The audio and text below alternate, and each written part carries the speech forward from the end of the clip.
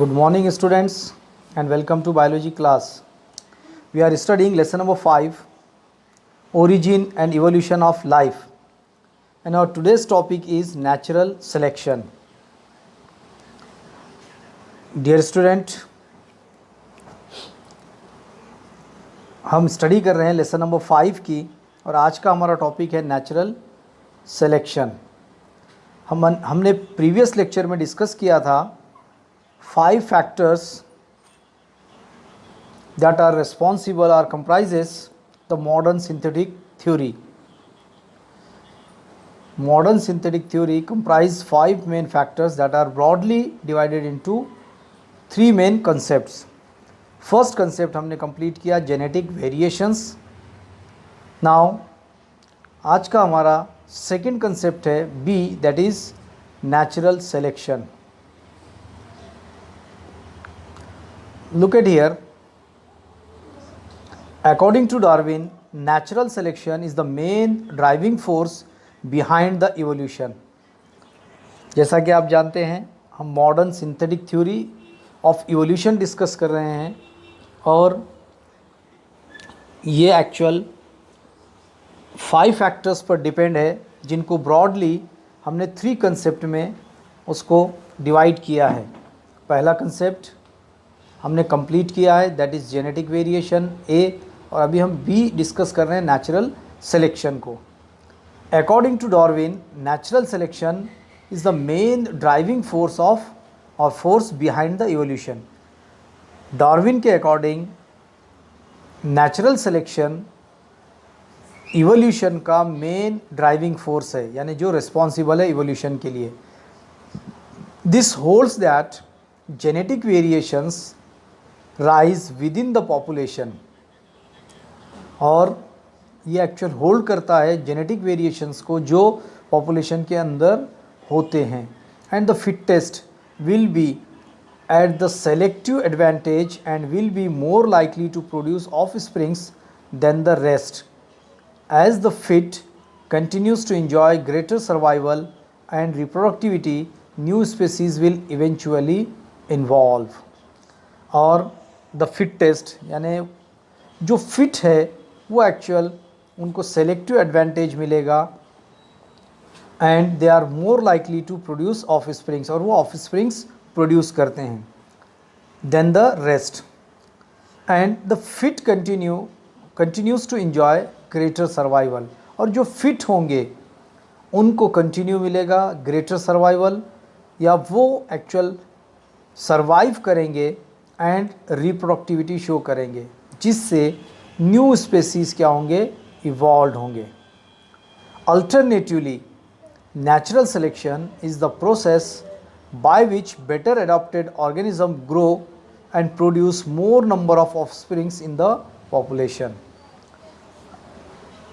Alternatively, natural selection जो है एक ऐसी प्रोसेस है जो ऑर्गेनिज्म को बेटर अडॉप्ट करता है ग्रो और प्रोड्यूस करने के लिए मोर नंबर ऑफ स्प्रिंग्स जो पॉपुलेशन में प्रोड्यूस होंगे, यानी मोर नंबर ऑफ स्प्रिंग्स कोई भी ऑर्गेनिज्म प्रोड्यूस करेगा अगर नेचुरल सिलेक्शन उसको अगर अडॉप्ट करता है, या नेचुरल सिलेक्शन उस पर्टिकुलर ऑर्गेनिज्म को अगर अडॉप्ट करेगा तो वो ग्रो भी करेगा और more number of offsprings produce करेगा। It brings about the evolutionary changes by favoring differential reproduction of the genes that bring about changes in gene frequency from one generation to next generation, और ये evolutionary change लाता है differential reproduction of genes के लिए जो change करते हैं gene frequency को एक generation से next generation के लिए। Selection against harmful mutations leads to a mutation balance in which allele frequency of harmful recessives remain constant generation after generation. Harmful mutation के अगेंस्ट जो सिलेक्शन है जो लीड करता है म्यूटेशन बैलेंस को, जिसके अंदर अलील फ्रीक्वेंसी जो रिसेसिव हार्मफुल है वो एक्चुअल कांस्टेंट रहेगी generation after generation. and natural selection encourages those genes or traits that are assure highest degree of adaptive efficiency between population and its environment. और natural selection encourage करता है, support करता है उन jeans या traits को जो actual higher degree of adaptive efficiency को शो करेंगे, यानी ऐसी इफ़िशियंसी जो हायर डिग्री में होगी एडाप्टेशन की इफ़िशियंसी, और ये एक्चुअल पॉपुलेशन और इन्वायरमेंट के दरमियान रहेगी. Industrial melanism is a one of the best example for natural selection, और इसके लिए सबसे बेस्ट एग्जाम्पल है इंडस्ट्रियल मेलानिज़म. यानी नेचुरल सिलेक्शन कैसे इनकरेज करता है जीन्स या ट्रेट्स को, उनको एश्योर भी करता है हाईएस्ट डिग्री पर. इसके लिए बेस्ट एग्जाम्पल है industrial melanism. Now look at here, in Great Britain before industrialization 1845 grey white winged moths Biston betullaria were more in number than black winged moth Biston carbonaria. Great Britain में 1845 में industrialisation से पहले दो type के वहाँ पर moths present थे.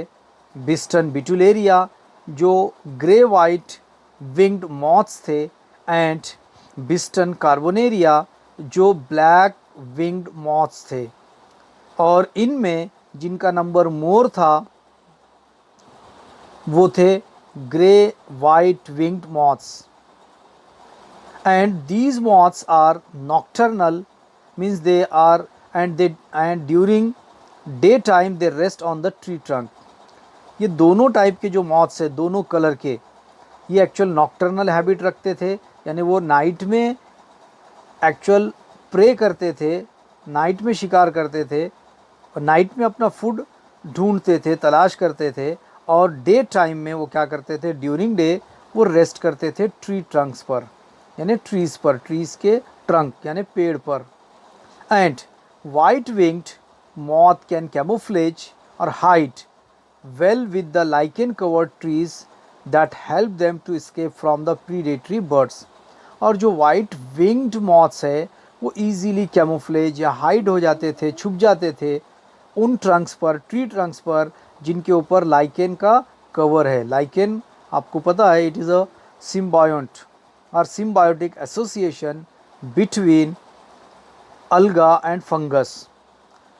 एक टाइप ऑफ लिविंग ऑर्गेनिज्म है जो एक्चुअल ट्रीज़ को कवर करता है, और इन लाइकेन के कवर की वजह से ये जो वाइट विंग्ड मॉथ्स है ये इजीली कैमोफ्लेज होते थे, छुप जाते थे उस ट्री ट्रंक पर, और वो प्रीडेटरी बर्ड से भी बच जाते थे, स्केप हो जाते थे.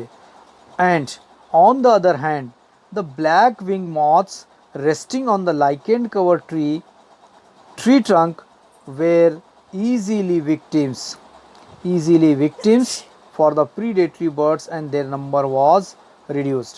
और इसके अगेंस्ट वो बर्ड्स वो मॉथ्स जिनका कलर ब्लैक था, वो इस लाइकेन कवर ट्री ट्रंक पर एक्चुअल इजीली कैमोफ्लेज नहीं हो सकते थे, इजीली विक्टिम हो जाते थे, और इनको प्रीडेटरी बर्ड्स क्या करते थे, पकड़ लेते थे, खा जाते थे, जिसकी वजह से उनका नंबर रिड्यूस्ड हो गया था.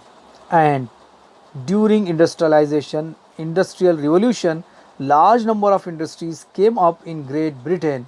और जब इंडस्ट्रियल रिवोल्यूशन आया तो ब्रिटेन में लार्ज नंबर ऑफ इंडस्ट्रीज़ वहाँ पर स्टार्ट हुए. And the industries released black sooty smoke that covered and killed the lichen growing on the tree and turn the tree black due to pollution.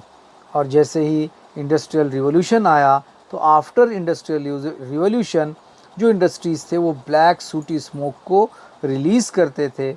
ये black sooty smoke actual cover करता था tree Trunks को, और उसके ऊपर जो lichens उनको किल करता था. और इसके साथ ही एक्चुअल वो ट्री ट्रंक जो पहले लाइकेन की वजह से ग्रे कलर के दिखते थे वो अब ब्लैक हो चुके थे, और वो अब एक्चुअल वाइट कलर के मॉथ्स को कैमोफ्लेज या हाइड नहीं कर सकते थे क्योंकि उनका कलर ब्लैक हो चुका था। And look at here, this change became an advantage to the black-winged moth that camouflaged well in the black tree trunks and their number increased, while the white-winged moth became victims to the predatory birds due to which their number reduced। और इसका result ये हुआ कि ये जो change था ये advantages था ब्लैक विंग मॉथ्स के लिए, वो इजीली कैमोफ्लेज हो सकते थे with black tree trunk like, और उसके साथ साथ उनका नंबर इंक्रीज़ होता गया। लेकिन वाइट विंग जो मॉथ्स है वो विक्टिम्स हो गए, या अब वो विक्टिम्स हो गए प्रीडेटरी बर्ड्स के लिए, यानी प्रीडेटरी बर्ड्स अब ब्लैक विंग मॉथ को छोड़कर वाइट विंग मॉथ्स को क्या करने लगे, प्रे करने लगे, उनका शिकार करने लगे, एंड ड्यू टू विच उनका नंबर रिड्यूस्ड हो गया। Thus the natural selection has resulted in the establishment of a phenotypic trait in changing the environmental condition। और ये जो नेचुरल सिलेक्शन है इसका रिज़ल्ट ये रहा कि एक्चुअल फिनोटाइपिक जो ट्रेट्स है उसके अंदर चेंज हो गया ड्यू टू, यानी इन्वायरमेंटल कंडीशंस की वजह से फिनोटाइपिक जो इस्टेब्लिशमेंट है वो चेंज हो चुका था। Got it, student? Now the C concept or last concept, isolation. Isolation is the separation of the population of particular species into smaller unit which prevent interbreeding between them। ये actual separation है population का एक particular species का smaller unit के अंदर, जो actual interbreeding को रोकता है, प्रिवेंट करता है, कम करता है। Some barriers which prevent gene flow और exchange of gene between isolated population is called isolating mechanism.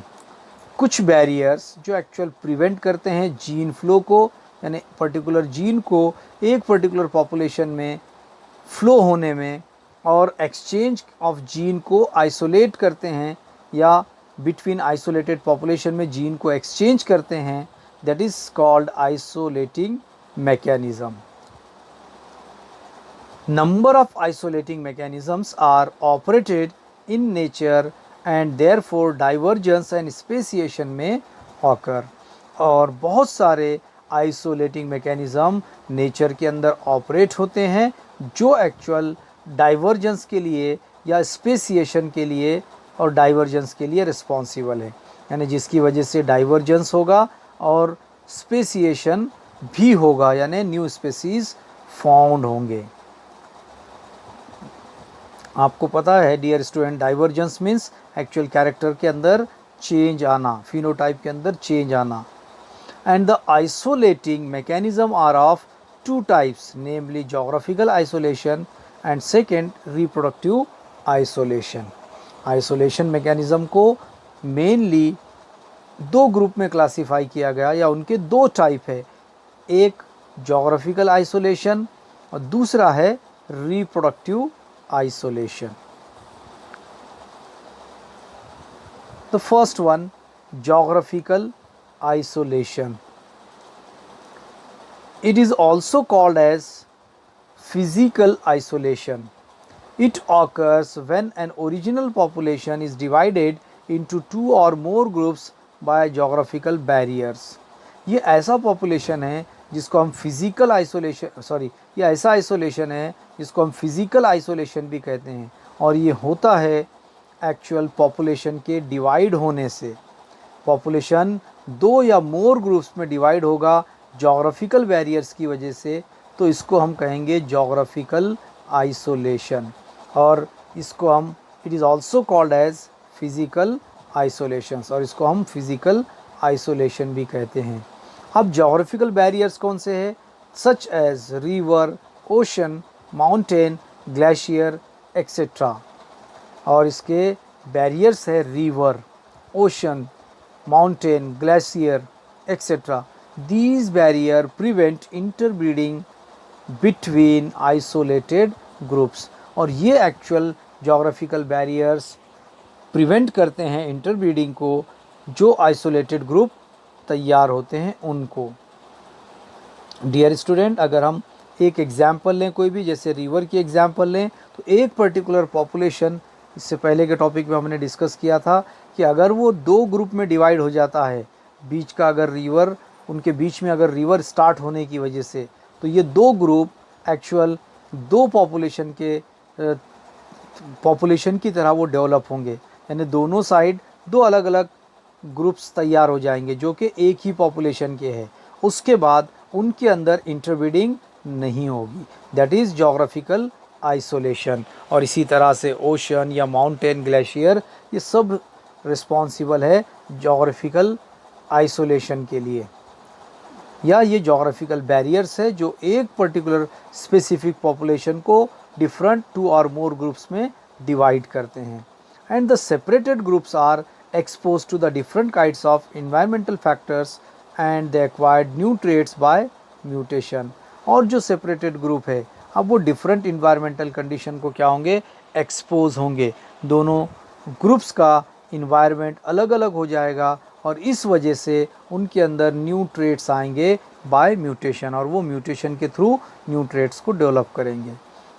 The separated populations developed distinct gene pool and they do not interbreed। और जो भी सेपरेटेड जो पॉपुलेशन है, ग्रुप है, वो actual distinct gene pool रखते हैं, यानी उनका जीन पूल अलग अलग हो जाएगा। क्यों? कि actual they do not interbreed.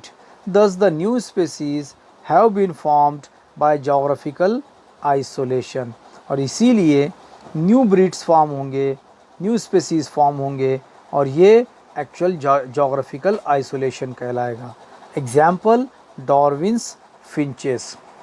Dear student, एक टाइप के बर्ड है फिंचेस। ये एक तरह के बर्ड्स है जिसको डार्विन ने ऑब्जर्व किया था, उसकी जर्नी, या वो गैलापागोस आइलैंड पर जब उसने जर्नी की थी, वॉयज किया था उस टाइम पर, और उसने फिर उसको दूसरे जो फिंचेस है उनसे कंपेयर किया था। दोनों के अंदर एक्चुअल डिफरेंसेस थे। Got it student? Now the next topic, that is reproductive isolation। Reproductive isolations occurs due to change in the genetic material, gene pool and the structure of genital organs। It prevents interbreeding between population। चाहे geographical isolation हो या reproductive, दोनों ही actual interbreeding को, population के बीच में interbreeding को prevent करते हैं।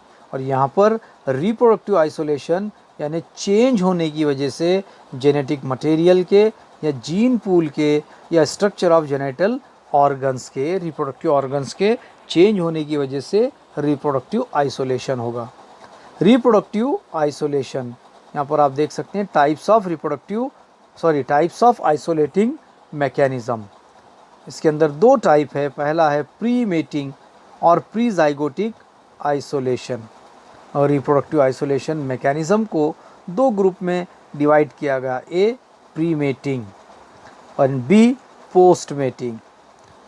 प्री मेटिंग क्या है? This mechanism prevent fertilization and zygote formation. ये वो मैकेनिज्म है जो फर्टिलाइजेशन या जाइगोट फॉर्मेशन को प्रिवेंट करता है, इसीलिए ये प्री मेटिंग या प्री जाइगोटिक आइसोलेशन या आइसोलेटिंग मैकेनिज्म कहलाता है। Now first one, pre mating first, habitat isolation. Members of a population living in same geographic region but occupy the separate habitats so that the population mates do not meet। एक particular population के जो same geographical region में हों but दो different habitats में रहते हों, इसीलिए उनका जो potential mate do not meet. Actual एक पर्टिकुलर पॉपुलेशन के मेंबर जो दो डिफरेंट हैबिटेट में रहते हों, उनके बीच में हैबिटेट आइसोलेशन रहेगा, यानी वो एक दूसरे से कभी भी मीट नहीं कर पाएंगे। दो डिफरेंट हैबिटेट्स में रहेंगे बट सेम जोग्राफिक रीजन में, एक ही तरह की स्पेसीज है, एक ही तरह की पॉपुलेशन है। Now the next one, seasonal और टेम्पोरल आइसोलेशन। पहला हमने देखा हैबिटेट आइसोलेशन, सेकेंड सीजनल और temporal isolation. Members of a population living in same geographic region but are sexually mature at different years or different times of the years. Members of a population, एक ही population के member एक ही geographical region में हों, एक ही habitat में present हों, but यहाँ पर क्या डिफरेंस है कि वो एक्चुअल सेक्सुअली मैच्योर होंगे एट डिफरेंट टाइम्स, यानी अलग अलग टाइम पे। दो डिफरेंट, एक पॉपुलेशन के दो डिफरेंट मेंबर्स, उनका एक्चुअल मैच्योरेशन टाइम अलग अलग होगा ईयर के अलग अलग टाइम पर, इसीलिए या डिफरेंट ईयर्स में होगा, इसीलिए वो एक्चुअल आपस में इंटरब्रीड नहीं कर पाएंगे। दैट इज़ ऑल्सो सीजनल और टेम्पोरल आइसोलेशन और reproductive isolation, pre zygotic. Now the third type, ethological isolation. Due to the specific mating behavior of the members of population, they do not mate। और यहाँ पर जो mating behaviour है members of A population का, वो अलग अलग होने की वजह से, वो स्पेसिफिक होने की वजह से ये मेंबर्स एक्चुअल आपस में मेट नहीं, ये मेंबर्स आपस में मेट नहीं कर पाते हैं। That is called as ethological isolation. Now fourth one, mechanical isolation. Members of two population have difference in the structure of reproductive organs। दो पॉपुलेशन के मेंबर के बीच में उनके रिप्रोडक्टिव ऑर्गन के बीच में जो डिफरेंस है, इट इज़ कॉल्ड एज और it is responsible for mechanical isolation, and it is also included in pre-zygotic or pre-mating barriers. Now the next type, B or last type of isolation, that is post-mating or post-zygotic barrier. First one, gamete mortality. Gametes have a limited lifespan due to one of the other reason. If the union of the two gametes does not occur in the given time, it results in the gamete mortality. Gamete mortality, gamete have limited lifespan. In organisms में, इन species में gamete का एक limited life span होता है, या इसी वजह से वन और अदर रीज़न, इस रीज़न की वजह से दो ऑर्गेनिज़म के एक्चुअल गैमेट का टाइम या लाइफ स्पैन अलग होने की वजह से ये एक्चुअल गैमेट मॉर्टेलिटी के लिए रिस्पॉन्सिबल है। यानी ये दोनों मेट तो करते हैं आपस में, लेकिन गैमेट का लाइफ स्पैन डिफरेंट होने की वजह से ये गैमेट मॉर्टेलिटी और पोस्ट जाइगोटिक बैरियर कहलाता है। Now zygote mortality, here the egg is fertilised but zygote dies due to one or the other reason. यहाँ पर एग फर्टिलाइज्ड होंगे, बट फर्टिलाइजेशन के बाद जो जाइगोट फॉर्म होगा, जाइगोट किसी न किसी रीज़न से, वन और अदर रीज़न, वो एक्चुअल क्या हो जाएगा, जाइगोट डाई हो जाएगा। That is called as zygote mortality. यानी कुछ न कुछ रीज़न से गैमेट फॉर्मेशन होगा, जाइगोट भी फॉर्म होंगे, but zygote actual after formation zygote one or more reason, other reason की वजह से डाई हो जाएंगे। And the last one, hybrid sterility. Hybrids develop to maturity but become sterile due to the failure of proper gametogenesis. Example, mule is an intergeneric hybrid which is sterile. Hybrids जो develop तो होते हैं और वो maturity भी करेंगे, but ये sterile रहेंगे। स्टेराइल मीन्स क्यों रहेंगे? Due to failure of proper gametogenesis. इनके अंदर मियोसिस या गैमेटोजेनेसिस नहीं होगा, इसीलिए ये स्टेराइल है। Example, mule. म्यूल एक इंटरजेनरिक हाइब्रिड है जो स्टेराइल होता है। Got it student? अभी हमने कंसेप्ट्स को डिस्कस किया है, एक नेचुरल सिलेक्शन और दूसरा आइसोलेशन।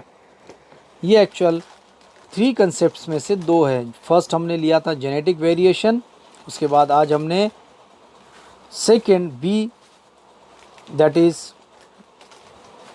फर्स्ट हमने लिया जेनेटिक वेरिएशन, सेकेंड हमने डिस्कस किया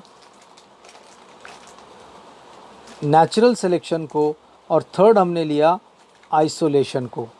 यहाँ पर मॉडर्न सिंथेटिक थ्योरी का जो कंसेप्ट है, जो 3 मेन कंसेप्ट पर बेस्ड है, वो यहाँ पर कंप्लीट हो चुका है। And after this dear student, इसके बाद आप यहाँ पर देख सकते हैं कि मैकेनिज़्म ऑफ ऑर्गेनिक इवोल्यूशन ये कैंसल है। पेज नंबर 103, 104, 105, 106, 107, 108, 109, 110 एंड 111, 112, और इसके बाद हमारा नेक्स्ट टॉपिक रहेगा ह्यूमन इवोल्यूशन। अगर आपको अभी जो टॉपिक हमने लिया है इससे रिलेटेड अगर कुछ डाउट्स है, कुछ क्यूरीज़ है, तो आप पूछ सकते हैं, मैसेज कर सकते हैं। Thank you and have a nice day.